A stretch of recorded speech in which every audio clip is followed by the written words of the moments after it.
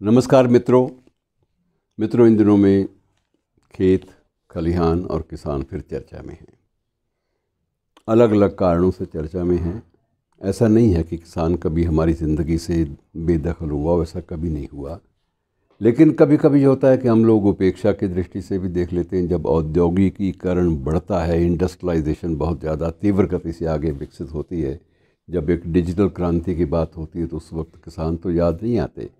लेकिन जब कोई भी समस्या खड़ी होती है तो उस वक्त किसान याद आते हैं, और जब किसान याद आते हैं तो उनके बारे में रचा गया साहित्य भी याद आ जाता है।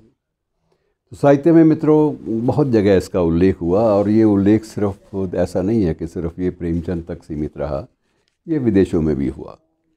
वहाँ भी स्थिति यही होती है कि जब किसानों की बात होती है तो वहाँ पर्ल एस बक जैसी जो लेखिका है, प्रख्यात लेखिका, वो भी इससे पीछे नहीं हटती, और उसने चीन के किसानों की व्यथा गाथा को लेकर एक उपन्यास लिखा, मदर अर्थ।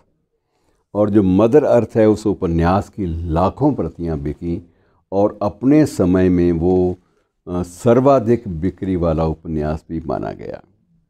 और इस प्रकार से बहुत सारी चीज़ें हैं जो चर्चा में रहीं, और चर्चा में रहने वालों में आप ये मान के चलिए कि 2 बीघा ज़मीन हमारे देश में फ़िल्म बनी, और ये फ़िल्म जो थी वो उसमें एक शैलेंद्र का लिखा हुआ गीत भी है कि धरती कहे पुकार के, तो एक बड़ा लोकप्रिय उन दिनों में गीत हुआ था, तो वो भी उसमें है।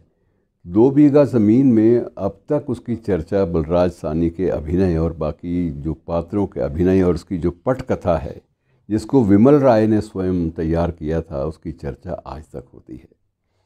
और उसी प्रकार से ये बैलों पर भी फिल्म बनी थी। प्रेमचंद के जो उपन्यास था, मेरे प्रेमचंद की कहानी थी मेरे ख्याल में, 2 बैलों की कथा, और उस पर हीरा मोती के नाम से फिल्म बनी, और वो फिल्म भी हीरा मोती जो है बड़ी चर्चित रही, बहुत ज़्यादा। नया दौर, वो भी किसानों पर पूरी तरह से समर्पित है। और इसी प्रकार से बहुत सारी अन्य कहानियाँ भी हैं, अन्य उपन्यास भी हैं जिनकी चर्चा की जाए। फिल्में तो बनी ही बनी, और सबसे ज़्यादा जो चर्चित फिल्मों की मैंने 2 बीघा ज़मीन और हीरा मोती की बात की है। उनके अलावा जो लगान है, वो अपने आप में एक ग्रामीण परिवेश, ग्रामीण अंचल को सबसे ज़्यादा उभारने वाली एक फ़िल्म थी, जिसमें सामंती व्यवस्था या अधिनायकवादी व्यवस्था और खेत खलिहान की बात, दोनों का एक टकराव, आपस में दोनों की एक प्रतिद्वंदिता का अद्भुत स्वरूप प्रस्तुत किया गया था। और उस अद्भुत स्वरूप के अलग अलग चीज़ें जो सामने आई, बड़े तथ्य सामने आए, और बड़ा वो कई तो उसमें दृश्य ऐसे भी थे जो बड़े संवेदनशील तो थे ही थे, साथ में भावनाओं का उद्वेलन करने वाले भी थे। और ऐसे ही एक मित्रों फ्रांस की जब क्रांति, जिसे हम फ्रेंच रेवोल्यूशन के नाम से जानते हैं, तो उस वक्त भी एक कृति आई थी। मैं कृति का नाम थोड़ा सा भूल रहा हूँ, लेकिन उसमें एक पात्र था कुरीसेवा या कुरीसोवा, हाँ कुरीसोवा। तो कुरीसोवा जो उसमें जो कथा है वो ये है कि एक ग्रामीण क्षेत्र की एक बच्ची, वो एक फ्रांसीसी योद्धा को प्रेम करने लगती है। प्रेम संबंध में उसके बन जाते हैं, और वो उस पर बड़ी प्रभावित होती है उसकी वीरता से कि ये आदमी कितना वीर है। और वो भी जब अपनी वीरता का बखान करता है तो वो अद्भुत लगता है। और वह भी जब अपनी पूरी सैनिक यूनिफॉर्म में जब आता है तो उस वक्त उसके लिए, उस लड़की के लिए और भी आकर्षण का केंद्र बन जाता है कि ये इतना वीर है, ये तो सबकी रक्षा कर सकता है। और बाद में एक दिन आता है ऐसा कि जब वो ही फ्रांसीसी क्रांति का वो सैनिक जो नायक है, उसको उसकी पलटन वापस जा रही है, तो वो वापस जाते समय वो कोशिश करता है कि मैं इस ग्रामीण बाला को साथ अपने ले जाऊं। वो आता है, कहता है कि मैं तुम्हें ले जाने के लिए आया हूँ। वो कहती आज तो मैं जा नहीं सकती, तुम्हारे साथ भाग भी नहीं सकती। कहता क्यों? कहती कारण एक है कि मुझे अभी बिजाई करनी है। उसको अपनी बिजाई की, खेत की चिंता इतनी ज़्यादा है, जिस पर अपने प्रेम संबंधों को स्थगित करने या उनको टालने या उनको हाशिए पे सरकाने में वो हिचकिचाती नहीं है।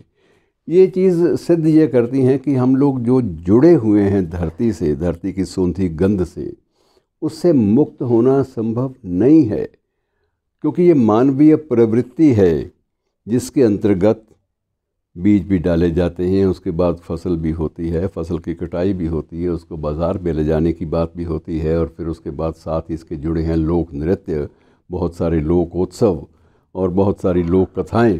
ये सारी के सारी जुड़ी हुई हैं मित्रों इन बातों से।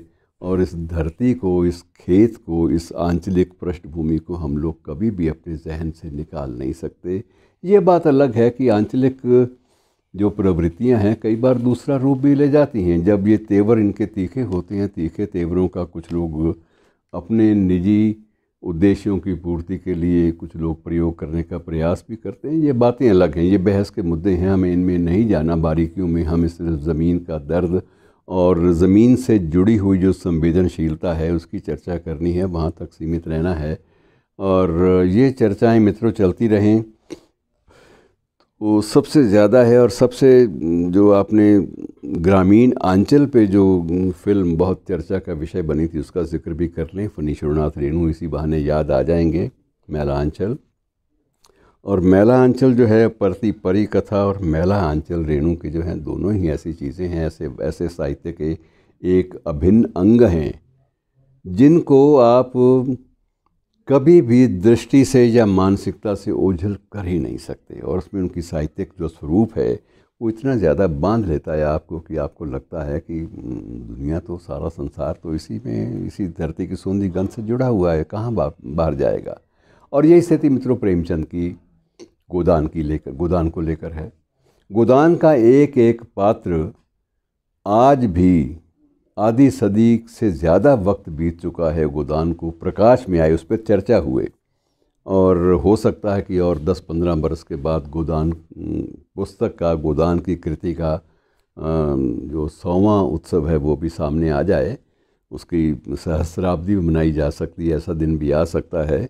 तो मित्रों ये इसलिए कि उसमें हर पात्र, चाहे वो गोबर है, चाहे धनिया है, चाहे झिंगुरी सिंह है, चाहे अपना डॉक्टर मेहता, हालांकि शहरी परिवेश का है लेकिन फिर भी जुड़ा हुआ है, और सबसे बड़ा जो नायक है होरी, वो सारी कथा हर व्यक्ति को अपनी पकड़ में लेती है, चाहे वो व्यक्ति महानगरीय सभ्यता का पात्र हो या किसी बड़े औद्योगिक संस्थान से जुड़ा हुआ हो या किसी प्रकार के विकास से जुड़ा हुआ। लेकिन जब गोबर और धनिया और उसकी होरी की जब कथा सामने आती है और गोबर और झुनिया का प्रेम सामने आता है, जब गोबर का गांव से पलायन करके शहर में जाके बसने का प्रयास करना, जब वो चीज़ें सामने आती हैं तो मित्रों उस वक्त भारतीय मानसिकता ये महसूस करती है कि ये पूरी की पूरी कहानी कहीं हमारे परिवेश से ही ली गई है। शायद इसलिए प्रेमचंद ने कहा भी था, उनसे एक बार पूछा गया था कि आप लिखने की सामग्री कहाँ से लाते हैं,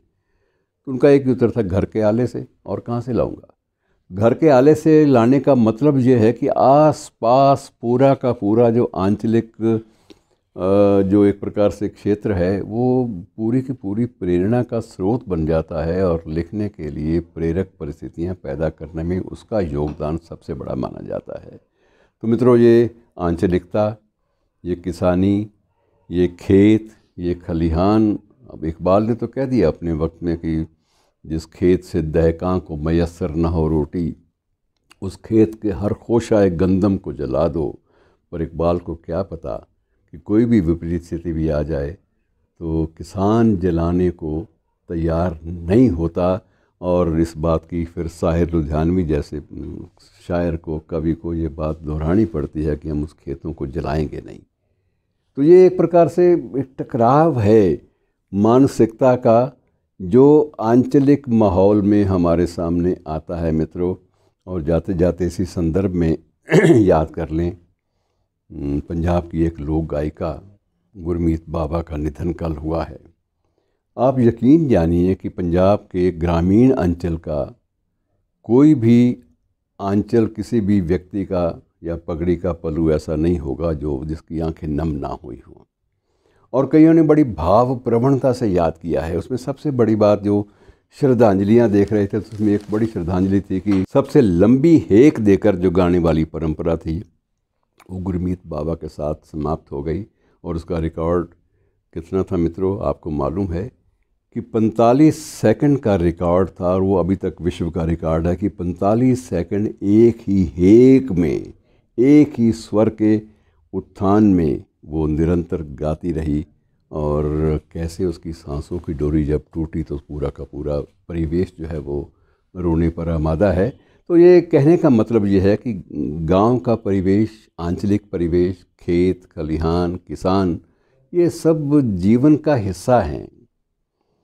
इनसे आप राजनीतिक खिलवाड़ करने का प्रयास ना करें, इनके पीड़ा को समझा जाए, और समझा है, हमारे सत्ता तंत्र के लोगों ने भी समझा, इस बात का एहसास किया है कि इनको लंबे अरसे तक इनके खेतों से दूर रखना ठीक नहीं है। धन्यवाद।